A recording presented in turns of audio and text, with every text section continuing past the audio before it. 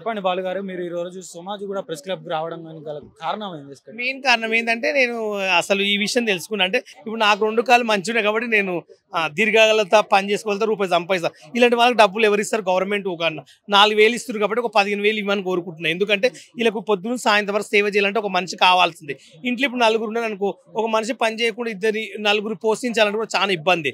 ఎందుకంటే వీళ్ళకు ప్రతి ఒక్కటి వాష్రూమ్ తీసుకెళ్ళాలన్నా, బాత్రూమ్ తీసుకెళ్ళాలన్నా కంపల్సరీ ఒక మనిషి ఉండాలి. ఆ మనిషి పని చేసుకోకుండా వీళ్ళ గురించి కోసం ఉంటే తన మనిషి రూపాయి ఫుడ్ ఎలా వస్తుంది, బియ్యం కానీ ఇంట్లో కూర ప్రతి ఒక్కటి ఇబ్బంది.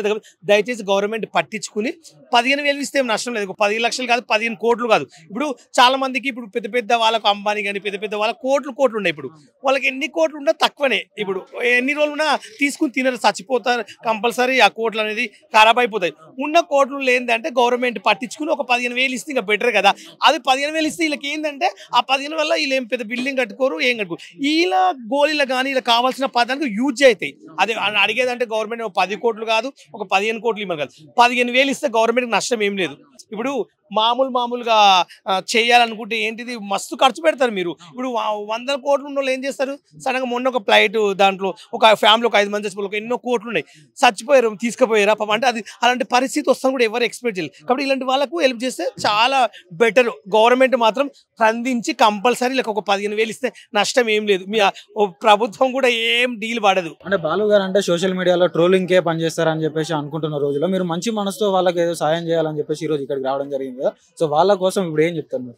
సాయం చేయడం అంటే ఇలాంటి వాళ్ళకి సాయం చేస్తారు. ఇప్పుడు వల్ల గవర్నమెంట్ నుంచి స్పందిస్తే ఇప్పుడు చాలా మంది ఏమంటారు అంటే ఎంతో మంది మాట్లాడింది కదా, పోయింది కదా, బిల్డప్ కోసం అంటారు. ఇప్పుడు ఇలాంటి బిల్డప్ కోసం మాట్లాడితే ఏం రాదు. ఇప్పుడు ఇంత టైం తీసుకుని నేను ఇంత మాట్లాడి వీళ్ళ గురించి చెప్పిన అనుకో, ఇప్పుడు నాకు వీళ్ళ వల్ల నాకు 1 రూపీ ఉపయోగం రాదు. ఇప్పుడు నేను క్యాబ్ డబ్బులు పెట్టుకుని 1000 రూపాయలు వచ్చినా మళ్ళీ పోనీకి 1000 అవుతాయి, 2,000 ఖర్చు అవుతాయి. వీళ్ళ దగ్గర నేను తీసుకోపోలేను కదా. ఇప్పుడు నేను క్యాబ్ నుంచి వచ్చానంటే ఉప్పల్ నుంచి అంత దూరం నుంచి సోమాజ్ కూడా ఎందుకు వచ్చినా వీళ్ళ గురించి మారాదని వచ్చినట్టు నాకేం అవసరం. సోషల్ మీడియా ఇప్పుడు నేను గొప్ప చెప్పుకున్నాను అనుకో, నాకు ఇప్పుడు నా ఛానల్ పెట్టుకుని అప్పుడు డబ్బుల కోసం వచ్చిన, నాకు ఛానల్ కూడా లేదు. అట్లా పెట్టుకుందాం అంటే కూడా నాకు ఛానల్ ఉంది, ఉప్పల్ వాళ్ళు ఛానల్ పెట్టుకుని డబ్బులు సంపాదించుకుని, నాకు ఛానల్ కూడా లేదు. ఓన్లీ మీకు బైక్ ఇస్తున్నా. నాకేందంటే ఇలాంటి వాళ్ళకి హెల్ప్ చేస్తే చాలు.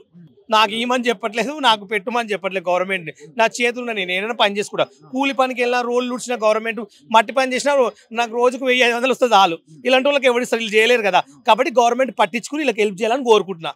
అది నా మనస్ఫూర్తిగా. వైజాగ్ సత్య గారు, మీరు ఈ రోజు ఇక్కడికి రావడం జరిగింది కదా, వీళ్ళకి ఏదో విధంగా సాయం చేయాలి, అది ప్రభుత్వానికి నా ద్వారా తెలియజేయాలి అని చెప్పేసి వచ్చారు కదా. అంటే ఏం చెప్పాలనుకుంటున్నారు మీ ద్వారా వీరి గురించి? వికలాంగులకి ఖచ్చితంగా కూడా తెలంగాణ గవర్నమెంట్ కావచ్చు, ఆంధ్ర గవర్నమెంట్ కావచ్చు హెల్ప్ చేయాలండి. ఎందుకంటే వాళ్ళు కష్టపడి పని చేయలేరు. పెన్షన్ కూడా చాలా తక్కువ ఇస్తున్నారు. సో పెన్షన్ కూడా పెంచాలి. ఒక 15,000 20,000 చేయాలని మేమంతా కూడాను ఇక్కడ రేవంత్ రెడ్డి గారికి, అలాగే అక్కడ చంద్రబాబు నాయుడు గారికి, పవన్ కళ్యాణ్ గారికి అందరికి కూడాను రిక్వెస్ట్ చేస్తున్నాము. అలాగే వీళ్ళందరికీ కూడాను హెల్ప్ చేయడానికి వచ్చినటువంటి మందకృష్ణ మాదిక్ గారు, ఈ మధ్యన ఆయనకి పద్మశ్రీ అవార్డు కూడా వచ్చింది రాష్ట్రపతి చేతుల మీదుగా. ఆయనకు కూడా ప్రత్యేక ధన్యవాదాలు. ఎందుకంటే వీళ్ళందరికీ ఆయనే ఒక లైట్ గా, ఒక ఫైర్ గా వీళ్ళందరికీ వెలుగు చూపించి వీళ్ళందరి జీవితాల్లోకి ఆయన ముందుకు నడిపిస్తున్నారు. కాబట్టి ఆయన కూడాను స్పెషల్ థ్యాంక్ యూ అండి.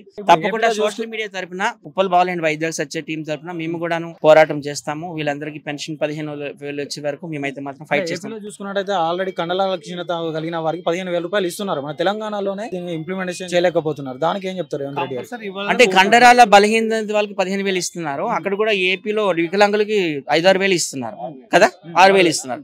సో నేను ఇప్పుడు రేవంత్ రెడ్డి గారు 4,000 ఇస్తా అని చెప్పేసి, నేను ఇప్పుడు మాట్లాడింది 4,000 ఉన్న పెన్షన్ 6,000 ఇస్తా అని చెప్పేసి మాట తప్పిన పరిస్థితి మన తెలంగాణలో. లేదంటే ఇప్పుడు ఆ గవర్నమెంట్ కొత్త గవర్నమెంట్ కాబట్టి ఇప్పుడు ఆయన ఏం చేయాలి? ఇప్పుడు కొత్తగా చేసినప్పుడు కూడా ఆయన కూడా గవర్నమెంట్ కొత్తగా చేయమంటే ఎలా చేస్తాడు? ఇప్పుడు అనుభవం ఉన్న వాళ్ళు చేస్తారు. ఆయన ఇప్పుడు కొత్తగా అయ్యాడు, ఆయన కూడా తప్పలేదు. మెల్లమెల్ల చేస్తారు. మళ్ళీ ఒకసారి గెలిపిస్తే చేయొచ్చేమో. ఇప్పుడు ఎంబడి ఆయన అనుకుంటే కూడా ఆయన కూడా తప్పలేదు కదా.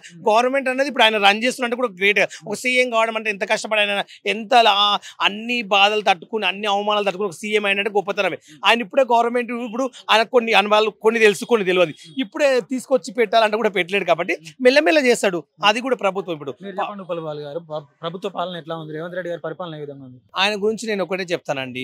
ఆయన కొత్త పరిపాలన ఉంది, కొత్తగా చేస్తున్నాడు. నెక్స్ట్ ఇయర్కి వెళ్ళిపోయండి, ఇంకా మంచిగా చేస్తారు. తప్పేముంది?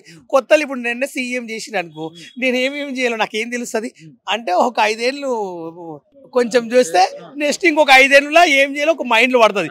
సీఎం చేసిన అంటే అనుభవం లేదు కాబట్టి చేయలేకపోతున్నాడు అంటావు. అలా ఎలా అనుకుంటావు? కొత్తగా అయిండు తప్ప నెక్స్ట్ ఇయర్ చేస్తాడు, మళ్ళీ సార్ గెలిపియండి ఆయన కంపల్సరీ మళ్ళీ చేస్తాడు. ఏముంది తప్పు? అప్పుడు అన్ని బాధలు తీరుస్తాడేమో. అలా ఎలా చెప్పగలుగుతావు? అంటే రాష్ట్రం అప్పుల్లో ఉంది అందుకని అభివృద్ధి చేయలేకపోతున్నా అని చెప్పేసి అవునండి, మరి మాట్లాడుతున్నాడు. గవర్నమెంట్ కూడా ఆలోచించాలి కదా కొంచెం. అంటే డబ్బులది అప్పులు ఉండండి మరి వాళ్ళు ఇప్పుడు నేను రాజకీయాలకు వెళ్ళి ఇప్పుడు నేను మెంబర్షిప్ ఎమ్మెల్యే ఎంపీని కాదు కదా, వెళ్ళి మాట్లాడాలంటే దాని ఊకుంటే ఏం జరుగుతుంది నాకు అర్థమవుతుంది.